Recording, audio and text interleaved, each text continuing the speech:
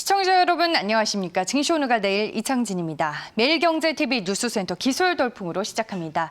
날로 발전을 하고 있는 3D 프린터 기술. 이제 설계도와 원료만 있으면 기계 부품, 생체 조직, 그리고 식품까지 만들 수가 있게 됐습니다.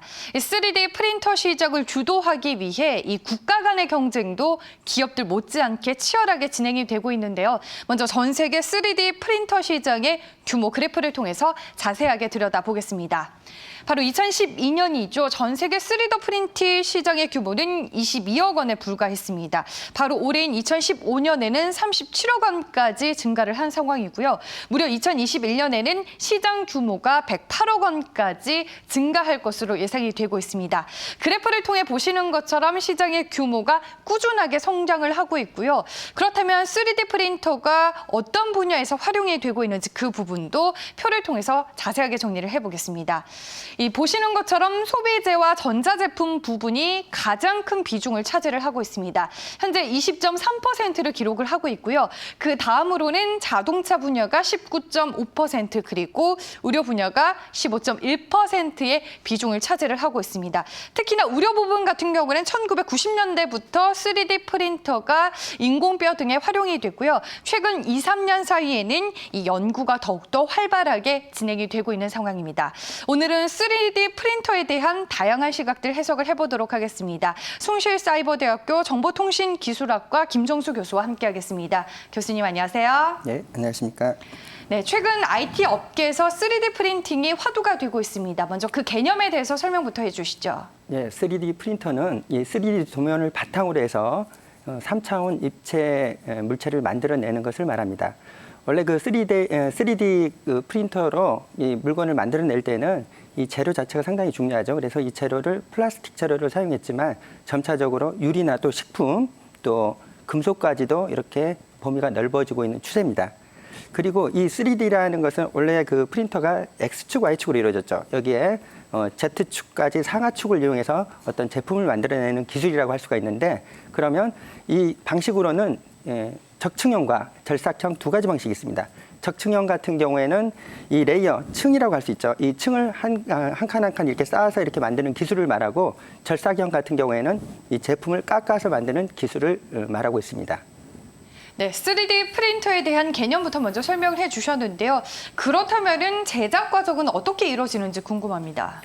먼저 3D 제작 과정은 크게 세 단계로 나눌 수가 있습니다. 먼저 이 모델링 단계와 그리고 프린팅 단계, 그리고 이 피니싱 단계로 나눌 수 있는데, 이 모델링 단계라는 것은 어떻게 보면 가상적으로 이 물체를 형상하는 그런 단계라고 할 수가 있겠죠. 그래서 이 3D CAD를 사용하거나 3D 모델링 프로그램을 사용하거나 또 3D 스캐너를 사용해서 물건을 가상적으로 만들어내는 부분을 의미하고 있습니다.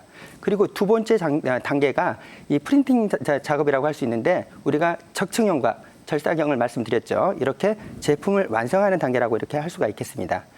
마지막으로 이 피니싱 작업에서는 이렇게 제품을 만들었을 때 색칠을 덧칠하거나 또는 연마하거나 또는 조립하는 그런 과정들을 통틀어서 이 피니싱 작업이라고 할 수가 있겠습니다.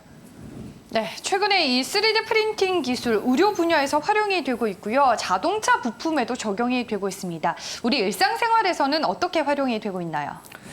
가장 일반적인 경우는 이 프라모델, 또 피규어, 미니어처 제작에 활용을 많이 하고 있습니다. 여기에 윌리봇이라는 회사에서는 피규어 제작을 주로 하고 있죠. 그리고 제너럴 일렉트릭 보잉에서는 보잉 787에 탑재된 터보팬 엔진을 활용하고 있고, 한국전기연구원에서는 전기도금법 원리를 이용해서 금속 3D 프린팅 기술을 세계 최초로 개발을 했습니다. 그래서 이 전기전자 부품이나 또 설비 이런 제품에 폭넓게 사용을 하고 있습니다.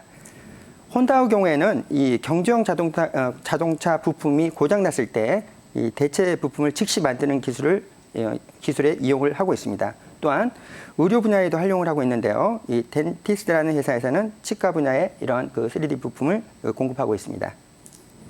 네, 그렇다면 3D 프린팅 기술과 관련해서 현재 상용화되거나 추진 중인 기술은 어떤 것들이 있을까요? 우리가 그 3D 프린트 기술을 21세기의 연금술이라고 이렇게 할 수가 있습니다.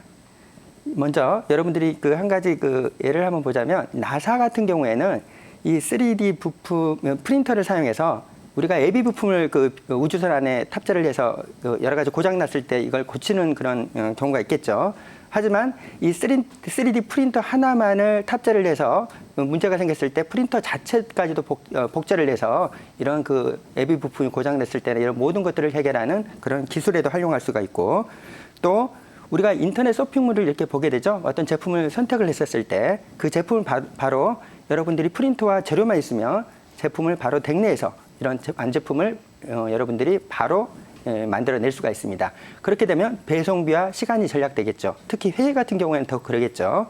그리고 그 SF 개념에서 보게 되면 이 나노머신이라는 게 있습니다. 나노머신을 통해서 이 분자 단위로 이런 그 개념을 해석을 해서 우리가 원하는 세계, 원하는 물건, 새로운 세상의 물건을 또 만들어낼 수 있는 그런 특징이 있습니다. 그래서 이렇게 앞으로 먼 미래에 이런 그 기술들이 있겠지만 현재 상용화하고 있는 기술은 의료기구에 주로 많이 사용하고 있는데, 미국 프린스턴 대학 같은 경우에는 인공귀에 이런 것들을 이용하고 있고, 연세대 의대 같은 경우에는 티타늄 소재를 이용해서 이 두개골 재건술 수술에 성공을 했습니다. 그리고 포스텍 이쪽에서는 이 맞춤형 기도 지지체를 개발해서 기도에 성공적으로 이식을 했습니다. 또한 그 의료 장비가 부족한 이 팔레스타인 가자 지구에서는 이 청진기에 이용을 하고 있습니다. 그리고 우리나라의 그 한국생산기술연구원에서도 이 1000도가 넘는 고온에서 이 정교한 유리 공예품을 선보인 적도 있고, 그리고 일상생활에서 여러분들이 그 식재료를 통해서 말하자면 초콜릿이나 이런 것들을 통해서 각종 무늬 또 문양 등을 이렇게 만들어서 굉장히 큰 호응을 얻고 있습니다. 네, 3D 프린터 시장 급속도로 성장을 하고 있고요. 언급해 주셨다시피 현재 다양한 분야에서 적용이 되고 있습니다. 하지만 이제 문제점도 있고 보완해야 할 부분들도 많을 텐데요. 향후 함께 발전해야 할 기술들 어떤 것들이 있을까요? 먼저 그 저작권 문제가 가장 심각하겠죠. 도면만 이렇게 유출됐을 때 그 제품을 그대로 복제를 해버리게 되면 굉장히 치명적인 문제가 생길 수가 있습니다. 그래서 그런 문제와, 그리고 현재 상태에서는 이런 내구성이나 또 질적인 것과 또 제작 시간이 상당히 많이 소요됩니다. 그래서 또 이러한 문제점도 있고, 또 이 제품 자체가 이 플라스틱이나 아니면 금속으로 되어 있지만 이 제품은 상당히 고가입니다. 그래서 이런 문제점과, 또한 이 프린터, 3D 프린터 크기에 그 제품 크기를 제한하는 그런 여러 가지 다양한 문제점이 있기 때문에 이런 것들을 해결해야 되는데, 그 내구성, 또 시간, 비용, 효율적인 측면에서 이런 것들을 해결을 해야 되겠습니다.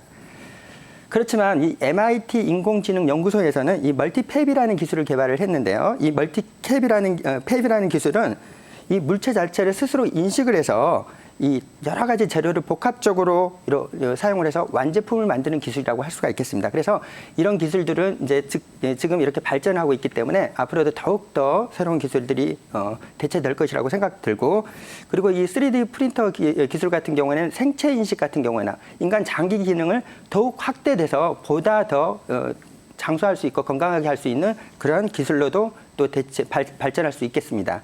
그리고 더불어서 이러한 기술들은 그 정밀한 전자 부품, 그리고 이 사물 인터넷, 생체 바이오 센서, 이런 R&D 기술과 함께 발전을 해 나가야 될 것입니다. 알겠습니다. 오늘 말씀 여기까지 듣겠습니다. 고맙습니다. 감사합니다. 지금까지 숭실사이버대학교 컴퓨터정보통신학과 김정수 교수와 살펴봤습니다.